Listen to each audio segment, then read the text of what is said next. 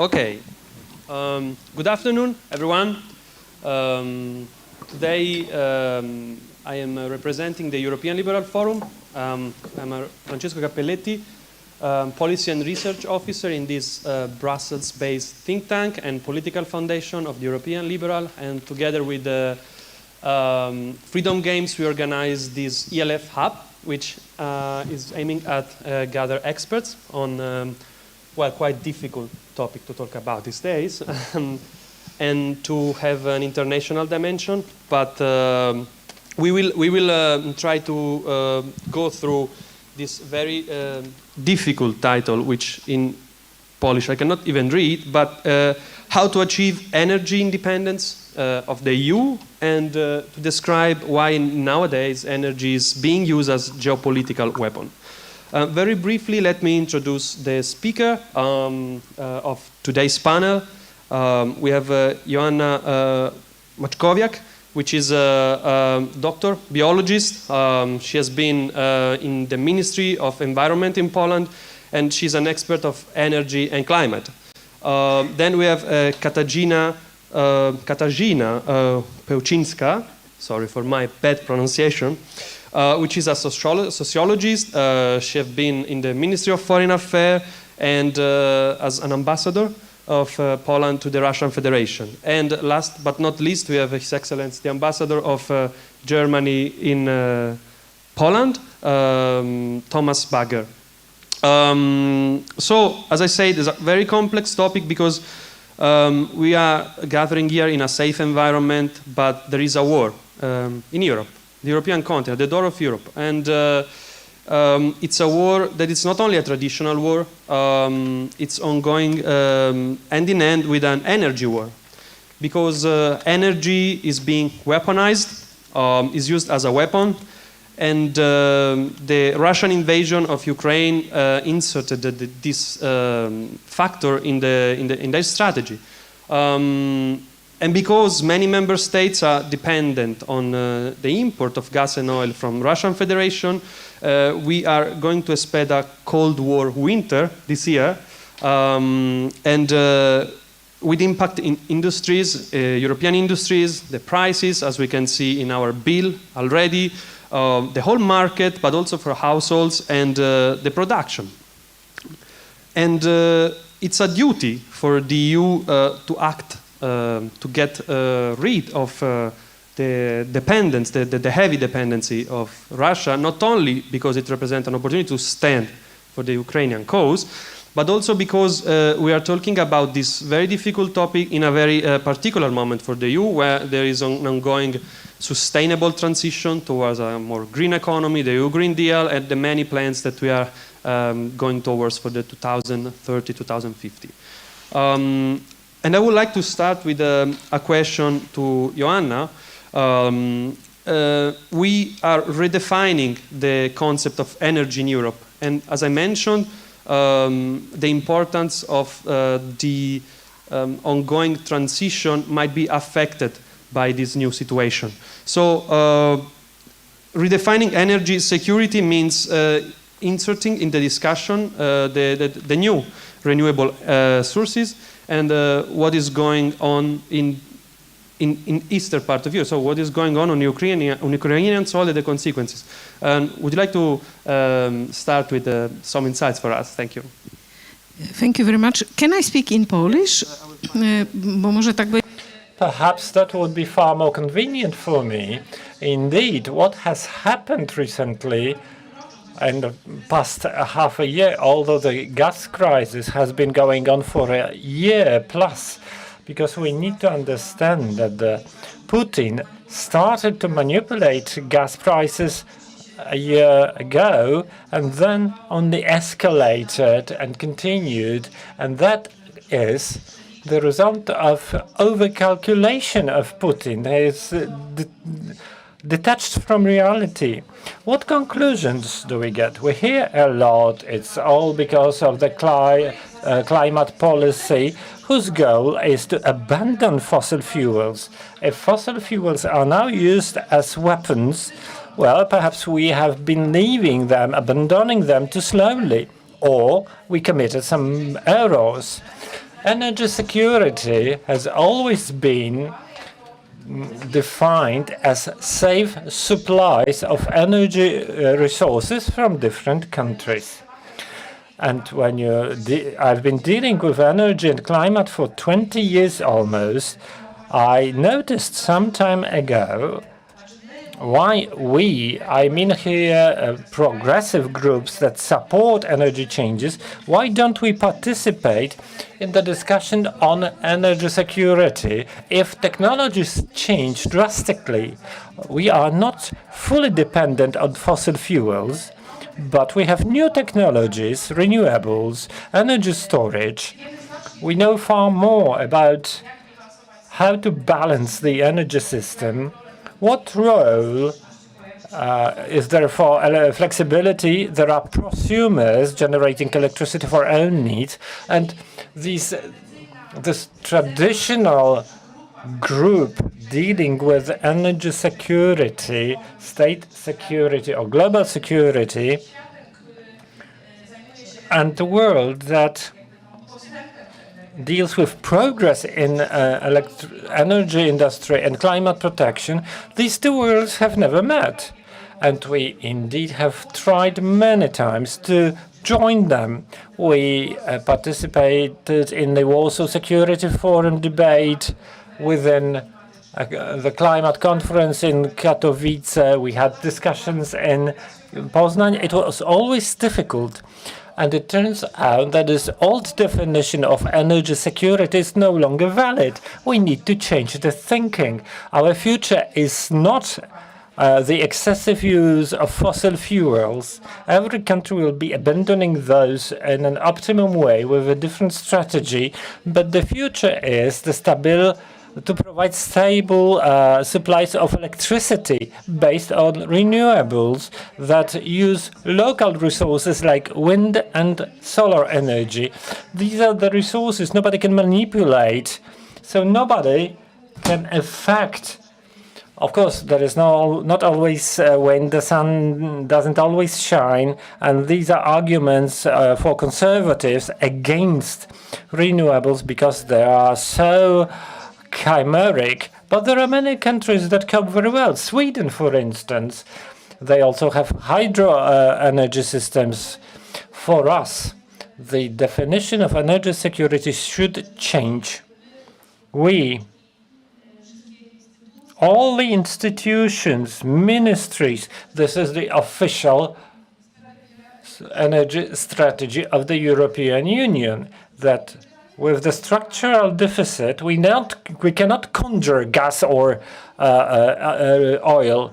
We don't have infinite sources. We need to transform, but think seriously about energy security so that whatever is happening now, and it will continue and will be truly exhaustive for economies, we need to prevent that situation to reoccur. That is why I believe that the future lies in electrification based on renewables. We need to redefine energy efficiency and all that makes energy security, that we consume less. The energy less affects our wallets, and that should happen in the debate in Poland, but also in the European Union. I do not see that on the level of the EU, or the United Nations, or any other international groups. That would be all from me as a starting point. We will be back, especially on positivism for a techno-sustainable future, because it's something that TLF we are very interested in, also technology driving the sustainable transition, and we truly believe of that. Now I move on to you, Katarzyna. As energy security deals with the security perspective of this topic, and as I said in the beginning, talking about geopolitics and the geopolitical weaponization of the energy sources has been a driving factor of the Russian strategy. And what is behind these strategies? If you can briefly go through this, and my personal opinion, my personal question would be how long this can be sustained by the Russian Federation and the Russian establishment, like how long they can use this as a weapon before member states, the EU, the US, and all the others will take some other steps. Dziękuję. Thank you very much. Good afternoon to everybody. And I'd like to begin with arranging the picture. We have a tendency in Europe and in Poland to think about Russia, that Russia is using energy industry and energy resources as weapons. That is true. But what happened after the 24th of February is the explosion of economic war. That conflict had been truly heated up before. Now we have a full-scale economic war waging. It is not that the EU or the West is only defending. They are attacking, and it is a just attack. But to see the picture, we should understand that economic sanctions imposed on Russia are a form of using economic measures to achieve political goals, security goals, and Russia, in response, even though it did it before when everybody was so peaceful, Russia escalated its own use of energy resources for economic and war purposes. So we are at economic war, and that war, its effect, will enormously affect not just this coming winter only, but they will also affect the economic positioning of Europe, European Union, against the US, who are far less affected by this economic war as of today, against the Persian Gulf states, which benefit from it, against China and India that benefit from the situation, and that overall balance or current status quo of economic forces will transfer with high risks for the EU. That doesn't mean we are condemned to lose, but risks are high, stakes are high, higher than just raw materials, which are vital, and higher than winter, that is critical. What we have learned after several months of the war is that just asymmetry of political potentials between the EU and Russia will not guarantee victory, at least not in a short term. The EU has just paid from the beginning of war 100 billion euros to Russia for raw materials. What is happening? Those who paid, they finance the war. I'm not saying they couldn't do that. It's not that easy, but they co-finance the war, and they are not those who bear highest risks of Russia fighting with us. Germany, the Netherlands, Italy, and Poland brought greatest contributions, and the costs are incurred by the Baltic states, perhaps the Visegrad group states, also Germany. The reasons for the costs are varied, some just innocently, others because of bad policy so far. The question arises, what's the Russian strategy? Well, we need to understand its war strategy, not commercial one. It is not a strategy where Russia is calculating higher profits on energy resources, diversification of supplies. Russia wants to cause greatest harm or minimize its own harm, but increase the harm it causes to us.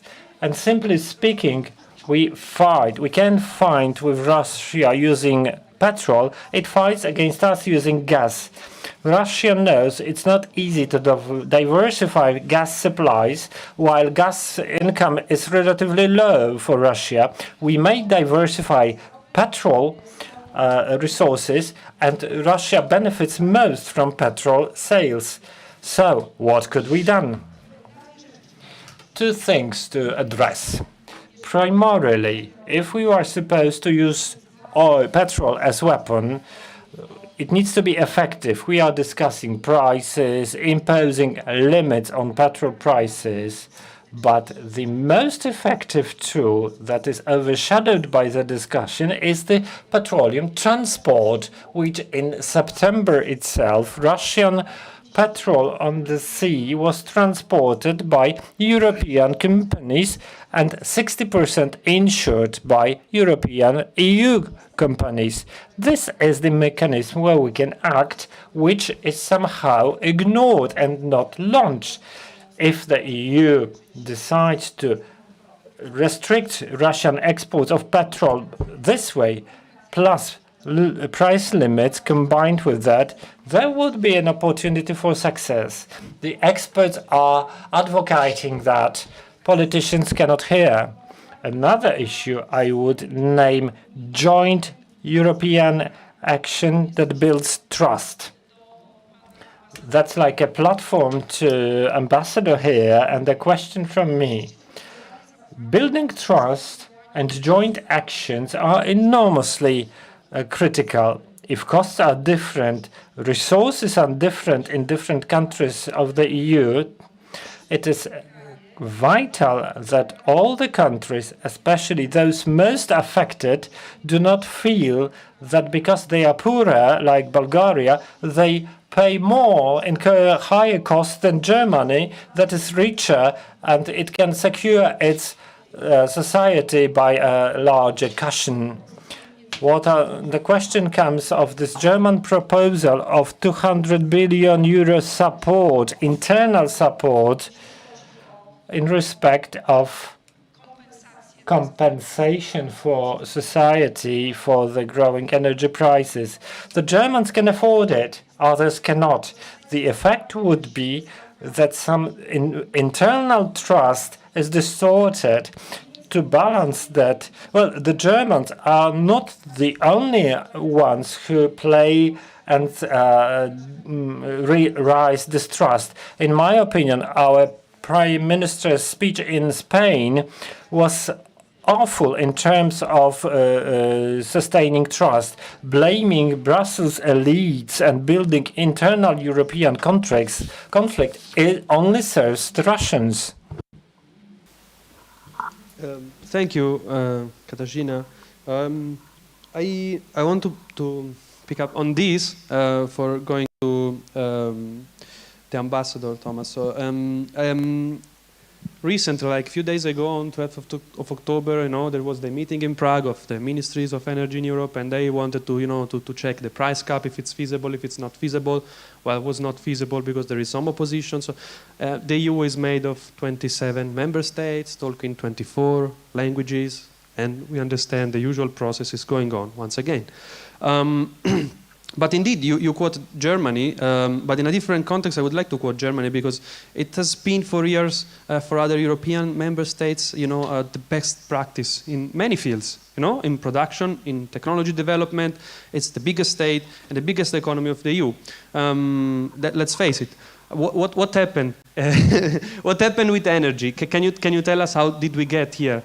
Because the complex situation, getting rid of nuclear was not maybe the best idea, but you couldn't foresee what could happen, what has happened now. So, what's going on, and what do you think can be the next step to also stick to what Kadri Simpson saying, acting together decisively and in solidarity? The appeal of Kadri Simpson, the energy commissioner in Prague. What can be done? And Germany can lead again, in my opinion, but how? Yeah, thank you, and thank you for the opportunity. And to follow up on my two previous speakers, I think from what Joanna said, interestingly, when you look at Germany, we always thought of ourselves as being ahead in in the energy transition, the energy transformation to renewables. And I'll come back to that in a second, how that happened and how we got to where we are. And now we find ourselves, as Katarzyna said, in a situation of full-blown economic war that has in store a very difficult winter and probably another very difficult winter in 2023 for all of us. And there's a lot of debate in Germany of how we got there and where we went wrong. But I think when you ask the question of why didn't the Germans see Russia's war coming against Ukraine, it has a lot to do with the way we look at our energy relationship. It was a mutual investment into willful interdependence, and few people could imagine in Germany that Putin would be as foolish to self-destruct his own business model, which he essentially did. And that will be a problem for Russia in the long term, but it's a problem for Germany and all of Europe in the short term. Why didn't we see that coming? Because we were relying too much on categories of economic rationality. We thought there is, how can you be so foolish as Russia as to destroy your own business model without having an alternative in place? But we failed to see that Putin was actually thinking in terms of historical greatness, historical mythology, categories that don't lend themselves to economic considerations. So that's how we got here, in my view. Now, there is, of course, a second strand to that. As I'm born in the 1960s, I grew up when the anti-nuclear movement in Germany became powerful in the early 1980s. Above all, energy security in Germany was above all about the dangers of nuclear technology. And after Chernobyl, there was no more nuclear power plant built in Germany. And if you ask me, I find it hard to believe that one will be built at any point in the future. It's sort of a societal consensus that it is a very dangerous technology. And that hasn't really, I don't see that has changed, even though we have a discussion now of whether we prolong the running time of those power plants that we still have. So then, most of what drove Germany's energy policy was climate considerations, which after a broad consensus to phase out nuclear, which was put into law in 1999, the next big thing was to get out of coal, because coal was the dirtiest of all other forms of electricity generation. So now there's a consensus basically to get out of coal by 2038, or maybe even a few years earlier, because we have to speed up what we need to do to prevent climate change. Well, you start to expand on renewables, but you realize that takes a lot of time for an industrial economy like Germany. So you need a bridge. And that bridge was supposed to be gas. And the gas was available, and the cheapest gas available on an economic rationality basis was Russian pipeline gas. There were even attempts to build liquefied natural gas stations in Germany, but they never got off the ground because you would have had to pay a security premium. You would have had to buy, as we will do now, LNG from the US and other places, and companies said, no, we don't need that, and the government sort of was not thinking about a security premium worth paying, and so now we have to build them in a hurry in order to get over the next winter, to diversify supply, but we haven't done that so far, and that is, I think, where Poland, which has always had a more sort of security, more of a geopolitical security prism on the energy question, was much smarter and did it much earlier, both with the LNG terminal in Świnoujście, but also with alternative routes like Baltic Pipe. So Poland also bought lots of fossil fuels in Russia up until this year, but it has prepared for other sources of supply, which the German government hasn't done in the past and now needs to do in a hurry. So that's one thing. That's sort of that's how we got where we are. Now I think we have a short-term problem, which is a problem of how do we get through this winter and the next, and we will need a diversification of supply. And that is why we talk to the Qataris, why we talk to the Norwegians, why we talk to the Americans, where I think the largest share of LNG will have to come from. We have, secondly, an issue of pricing. And the two, we can talk about that, but the two are sort of not well aligned, because if you want to impose a price cap to lower the price of energy, you run into potential supply security issues, and you have to square that circle in the months ahead, and that is what Katarzyna also referred to with this sort of, the German government has announced a big package to relieve some of the costs of rising energy prices to consumers and to industries. We're not the only country to do it. The number of our package is bigger because it's a bigger economy, it's a heavily industrialized economy, but I think it's quite clear that, and it needs sort of, you need to structure the package well so that it also has some incentives to save energy and not just to make it cheaper and continue to use it. But it is only part of the answer because it's not yet a European answer. And part of the price challenge is that we compete among European nations for scarce alternative sources of gas. And so the price rises further.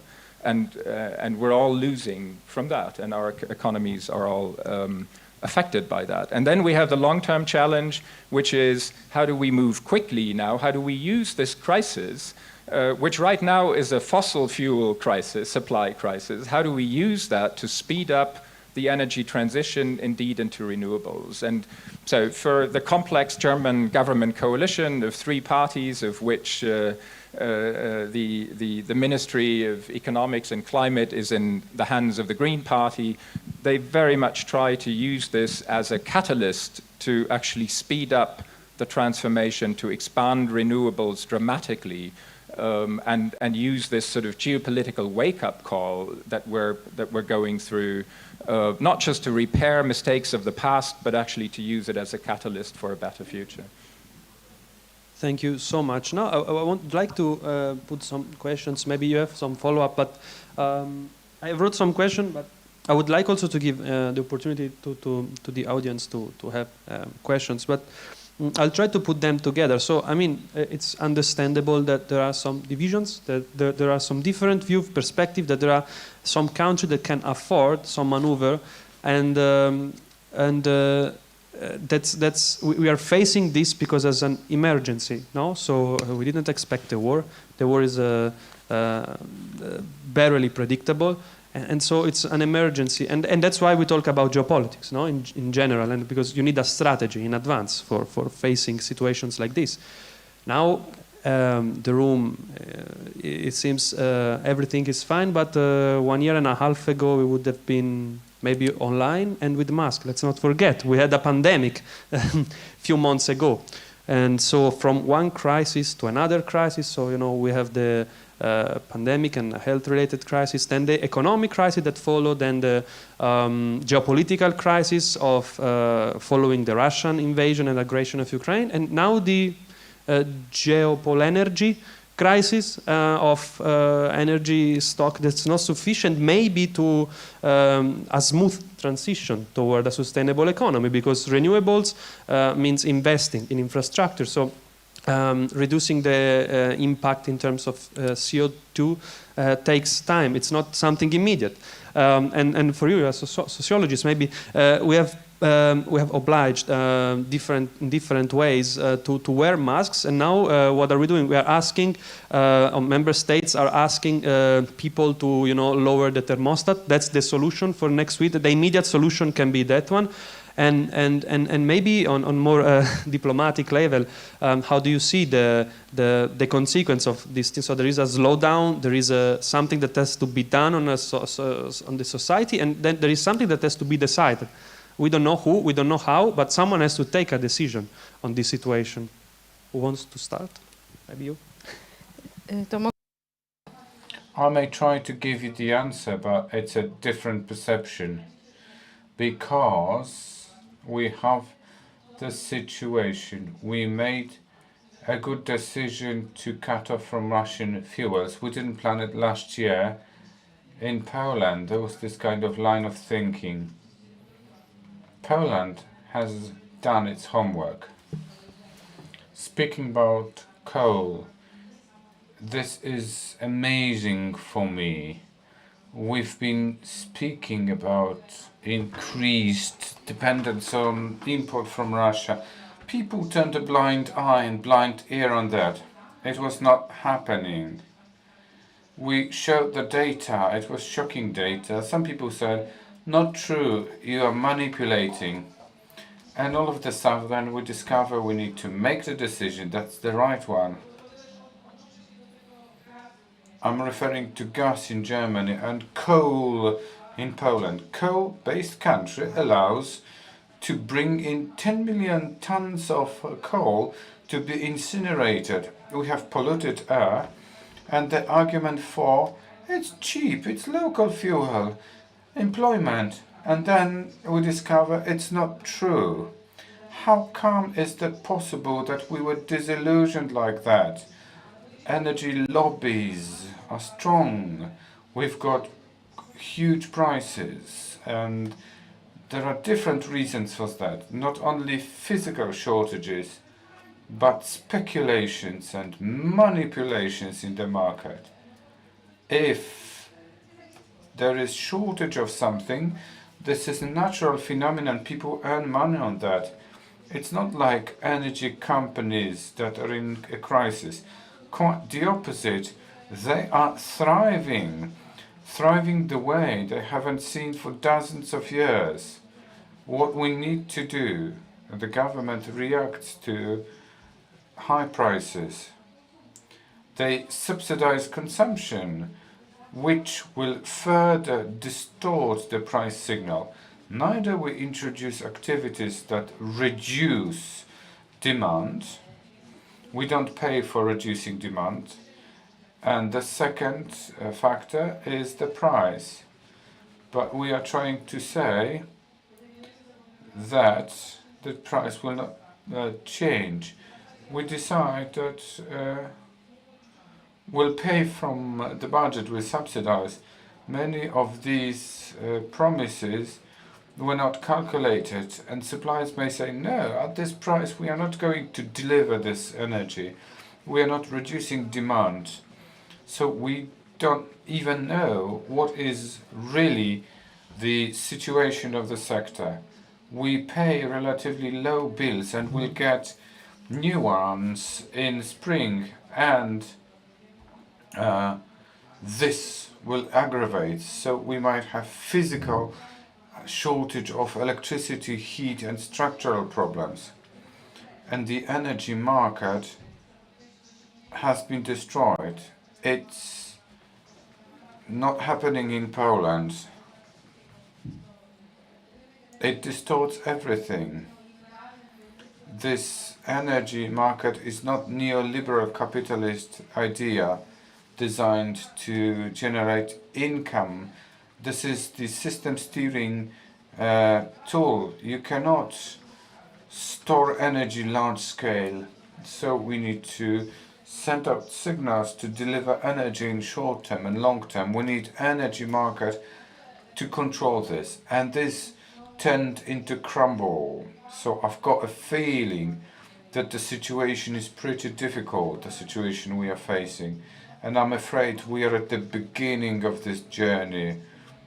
We are focusing on households. We are not thinking about business or industry in Poland. They are left to their own device. They have to reduce it on their own.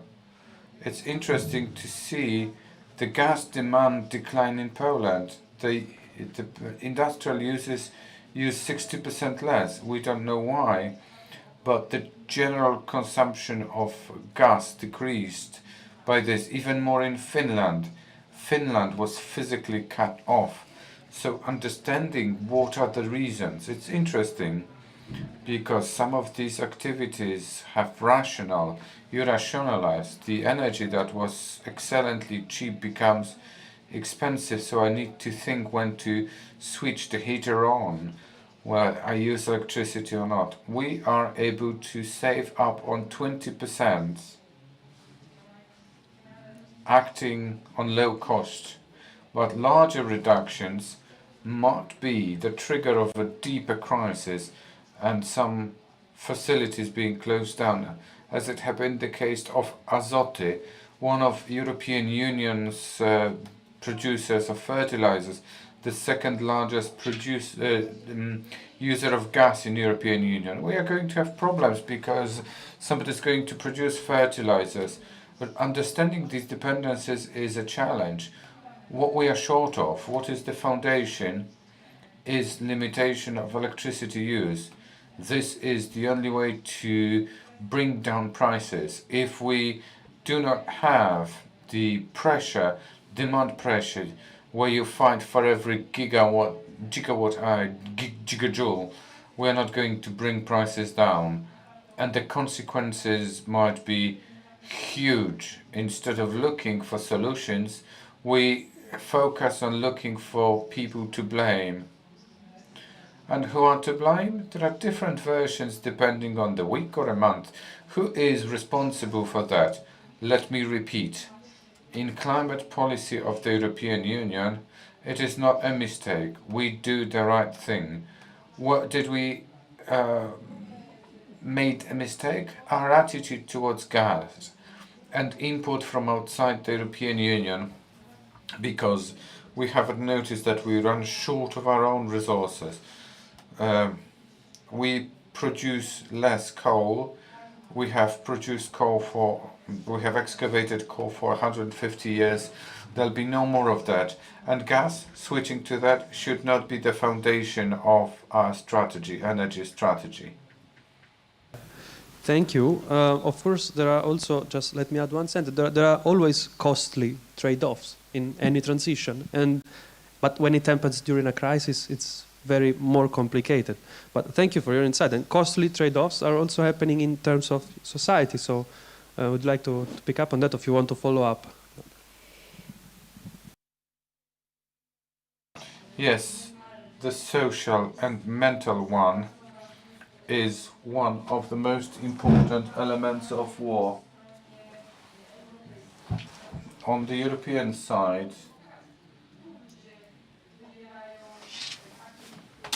this is where people choose these elites. They either choose the elites that are ready to embrace the energy transition, or they choose elites that promise everything to be elected, which will produce no solution, as we know. But for democracy, this might be pretty dangerous. I think that this is something, element of something bigger. European lifestyle was created and developed, nurtured with the provision that there will be no pandemics, no war at all.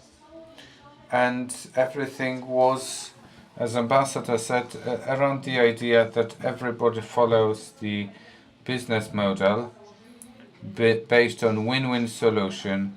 Everybody has got a rational way of thinking. Pandemics are in Africa, not in well-developed Europe. And thinking about pandemias was utopia, because humans are the same here and Africa. But thinking that wars in Europe, traditional wars in Europe, will no longer appear in Europe was very much wanted and justified, yet untrue. And as the consequence, a very good, comfortable way of life in Europe we all like has not foreseen that the most traditional war will return to the continent, and there might be pandemic, and top civilization is not able to protect you against viruses and pandemics. So we need to change the style.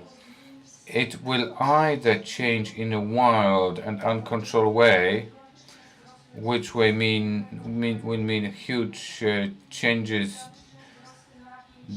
discrepancies between countries, social tensions, geopolitical tensions in the European Union, or it will be directed and controlled in a specific direction, that direction as described by Joanna Maćkowiak Pandera. we need to save up. So elites that are able to tell people in a constructive way, not that you live in a worse way, be happy, but we need to assume a different way. We need to live differently, which makes sense. This is triggered by the climate and limited resources. Our European style must be different. This is a necessity. If we are not able to transfer this information, create new story about European lifestyle, we are going to have Hobbes reality. I wish for nobody in Europe. That was a very interesting topic. So, Czy ja mogę tylko jedną rzecz? Could I add something? Because saving, well, you need to split it into parts. I believe it may cause anxiety when households hear about savings. We are living in a sparing manner, but we speak of reducing the consumption of fossil fuels, and the highest potential is on the part of the industry. Half of the gas in Poland is consumed by industry. There is the potential to reduce the demand, flexibility. Obviously, households have something to do, but to a lower extent. Yeah, let me be just provocative, because I agree that the industries, you cannot compare the consumption of the industry with our consumption of heating. That's clear. Did Europe face a green utopia then? Did Europe face a green utopia? That everything can go sustainable and green and no crisis will happen? And what is the solution? Like, who is gonna now take the lead to change, to the other side of the coin? Something happened already, so we're just, trying to fix it now. But who's gonna lead that process?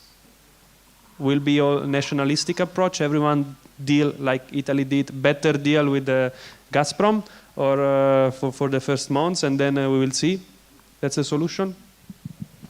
Yeah, I don't have the solution. I just have two points I would like to make, because when you think about it as a political challenge, I think it makes sense to think about the short-term challenge and then the longer-term challenge. And the short-term challenge is that we face a difficult winter, not just on energy supplies and energy costs, but also economically.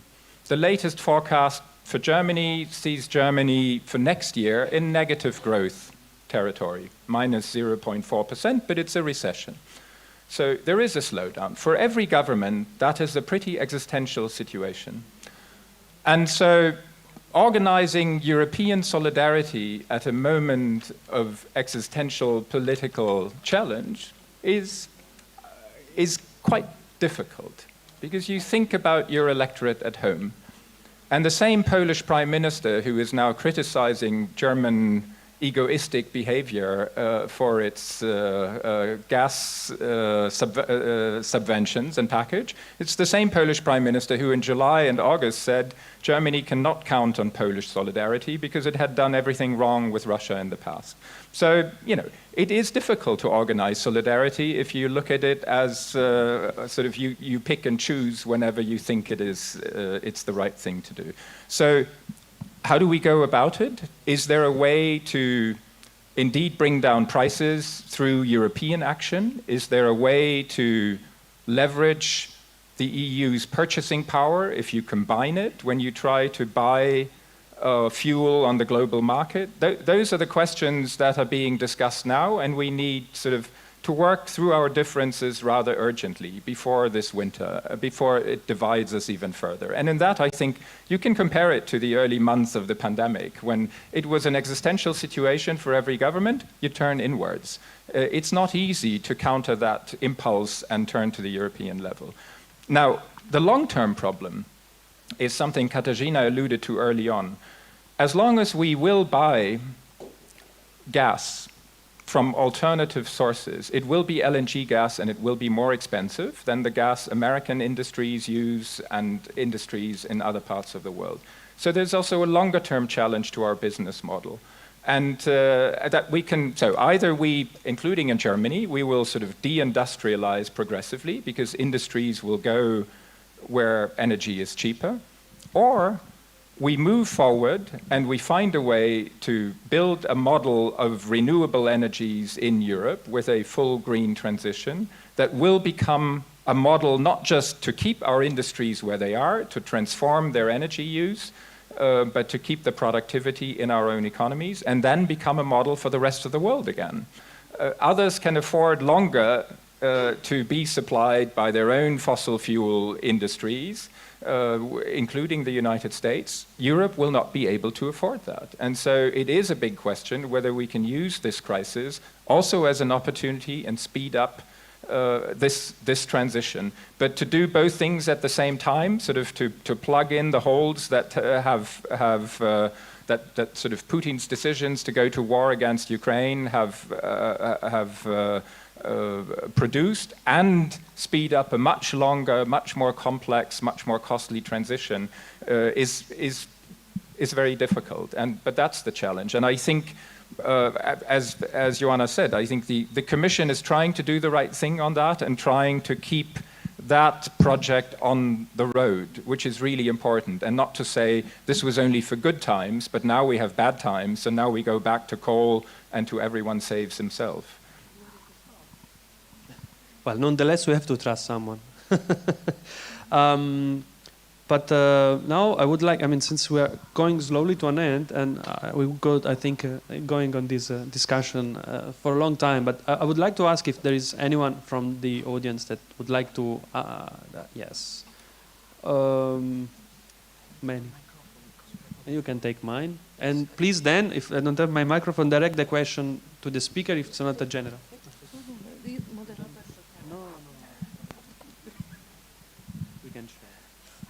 COVID is ended. Dzień dobry. Good afternoon, Andrzej Holesiak. I'd like to address the word independency included in the title. This is vital. So far, we have looked at the map focusing on Europe, that is EU and Russia, but the global map is broader. On the one hand, it is good news. There is places to look for alternative sources of supply of gas and petrol. But when you look where the petrol and gas is, there are not many options, and plenty are not attractive, because we need to address regimes who are not far different from today's Russia. And we are trying to bring back to the market countries like Iran and Venezuela, countries we didn't want to speak not long ago. My question would be tricky, and it's a general question. But if my impression is that the EU wants to save the green transition, it paradoxically needs to invest into traditional energy sources, because transformation demands energy. So we need to refresh gas projects, those that were closed in Europe due to different reasons, because only that will guarantee short-term independence. Long-term horizons cannot be questioned, that the future lies in renewable energy. But the recent decision of OPEC Plus to cut down on petrol supplies to the market, that is the direction so much desired by Putin, proves that Europe can soon be blackmailed, drastically blackmailed. So, tricky question. Saving green transformation, doesn't it require short-term investment in traditional energy sources? Maybe you want to pick this? Or just, yes, gather some questions, because, yeah, there's so many hands. Be concise, please. 20 seconds each, because we have only 8 minutes, 45, 44, 43. Dzień dobry, Paweł Plewiński. Paweł Plewiński, good afternoon. I would like to ask a question, more technical question. Do we have, or are we going to have soon, mechanism to store green energy? Any mechanism that would be able to stabilize effectively between seasons of the year the energy we generate? If it's not feasible now, it's for the far future, 35 plus. Well, in such a case, this populistic and Russian-inspired decision of some EU countries to abandon atomic energy, which is pure and stable, wasn't premature. Well, a slight remark also on the market cooperation with Russia in terms of gas. It's not a secret that gas price on different market depends on the distance to Russia, big physical or political distance. If for several years we have known that some countries get different rates for gas, and the EU was unable to unify it within the joint market and joint procurement, wasn't that enough 20 years ago or 10 years ago to foresee that gas was political more than economic for Putin? We'll pick a couple more. Be please brief because we have very few minutes. Martyna Korkiewicz. I'd like to refer to both questions. Broad perspective energy storage. When we speak of green transformation, aren't we blind to certain dependencies like on China in its role of producing photovoltaic panels or processing rare metals when we speak of storing energy? Yeah. There is one last question or no? Yes.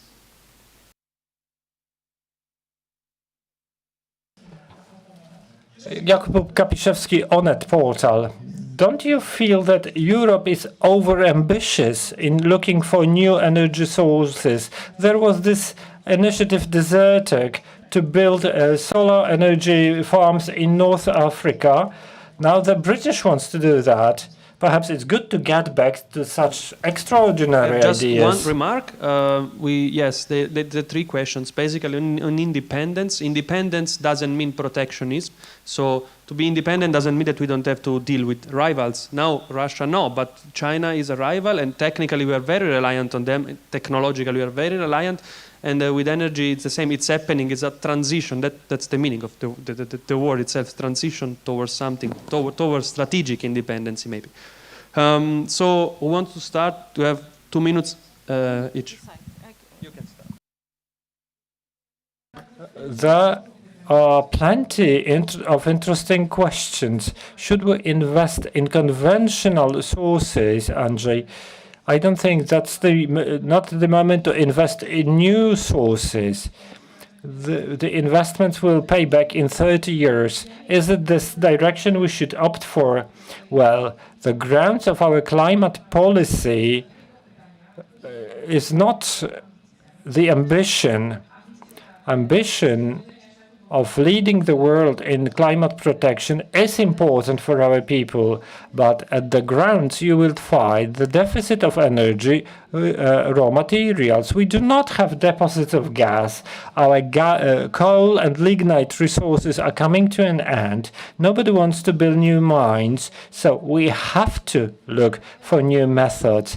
That's why I believe we in Poland should use coal power plants that we were supposed to shut down in 3-5 years.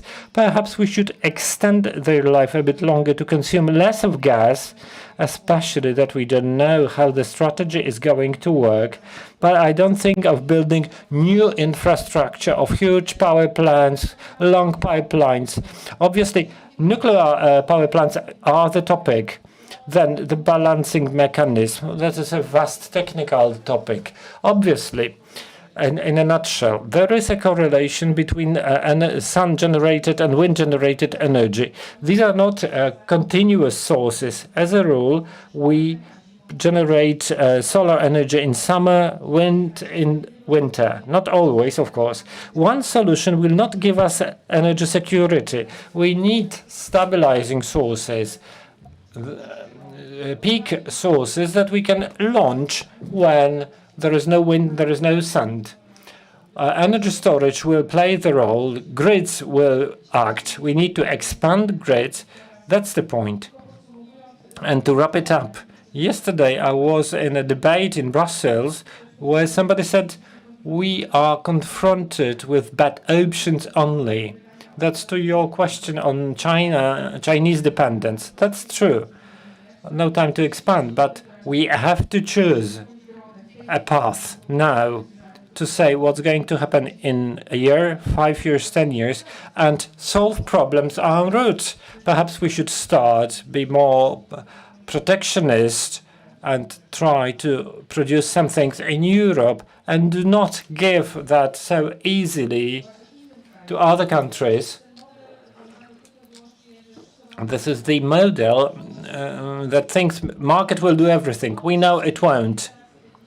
There is a risk that the situation that happened may recur.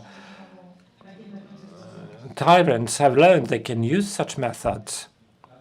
Go, and then Katarzyna gets the last word, I think. I only want to address one point, which is sort of somewhat broader, because you brought up the question of shouldn't we have seen the Russian political ploy of gas coming. And I will simply say that there's a big debate now in Germany. One debate is sort of looking backwards. Where did we go wrong? When was it obvious? When should it have been obvious? The problem is, in policies, you also have a lot of path dependency. This is a policy that worked during the Cold War with the Soviet Union. It worked for 20 years with Russia after the end of the Soviet Union, until it didn't work. And now, in hindsight, of course, you're much smarter and you say we should have seen it coming. The more interesting question is, what does this very difficult experience tell us about the future? And the German government is now in the process of drawing up its first ever China strategy. And this is not about energy in the first place, but it is about questions of dependence, vulnerability, and resilience. And if you decide that you have to pay a security premium for your independence to reduce your vulnerability, then that also means this is a minus in prosperity. And we will all have to pay it. Maybe in Germany more than others, because we thought this was no longer important after '89. That is our mental frame. We have to rethink. That is the core of what the Germans call die Zeitenwende, the turning point that was brought about Putin's war. Thank you. I have to ask you to wrap up in 25 seconds. To jest dokładnie That's exactly the beginning of thinking of the new European model of life, where security and independence will require a cost. Perhaps not giving up luxury, not everybody has luxury, but the quality of life. I would also mention solidarity here, solidarity between states and inside states, the Commonwealth, all together during the time where politics means war. But, in brief, it is not that when Russia split Europe using gas prices, it is still going on.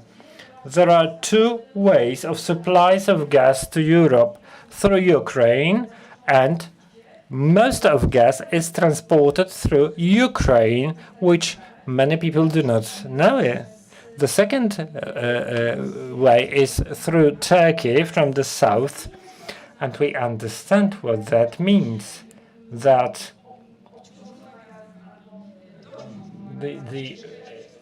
the most loaded path goes through Ukraine. Will it go tomorrow? You may tell the story yourself. What will happen? That will not survive. They have no alternative gas supplies, but they take it from Ukrainian pipelines. Investing in gas, it is happening now. There has just been launched, long delayed, Greek-Bulgaria pipeline. There are investments in new LNG gas ports. Investing in gas is not always investing in deposits. It means investing in gas infrastructure. It is happening in Poland, in Germany, in Europe. It is a fact. The decision has been made. It is being implemented, and Rousseau's materials, it's the issue of 7 years, what is left, about 30%, China hasn't taken that yet. Germany is fighting, but I believe EU should fight for that. If not, we will face a true issue. Thank you, everyone. I suggest we continue talking about energy storage solutions like hydrogen and other future technologies together, but not today because our timer is on 0000. Thank you once again to everyone, and yeah, hope to see you in other ELF Hubs event. It's not always easy to recognize. It may look like this, or like this. It may be a burden, but it is a responsibility that we embrace nonetheless. But if it means this for one person and this for someone else, maybe it ultimately means being there for one another. It isn't handed to us, but we know where to find it and how it feels, how it tastes, and what it sounds like when we finally have it. It means different things to different people, but for many, it means everything. And if we all fight for it, it will eventually bring us together. Thank you so much.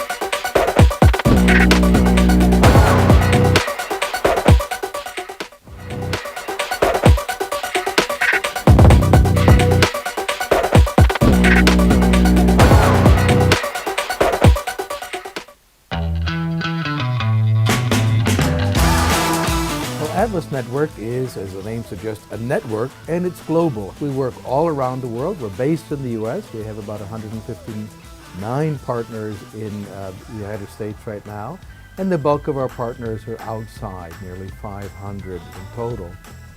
Atlas Network, it connects people from all over the world, defending the idea of human dignity, defending human rights and personal liberties. Atlas Network is focusing on, I think, the most important and moral cause in the entire world. We partner with local innovators, local leaders who understand conditions on the ground in communities facing real challenges. We look at the people from the worldwide freedom movement that are passionate, are ready to make a difference, understand local conditions, and we invest in them. At Atlas Network, we unleash individual ingenuity to enrich humanity. The United States does not have a lock on the idea of freedom and liberty. Those ideas are beyond borders. One of the main goals of Atlas Network is to eradicate poverty around the world, and we do that by investing millions of dollars in our partners' work every year. Historically, wealthy nations around the world have tried to help low-income countries develop. The way we've been doing it traditionally has not really been working. So there's a movement to do development differently, and that means we need to step back as outsiders and rethink the role that we're playing in helping people in low-income countries achieve their dreams.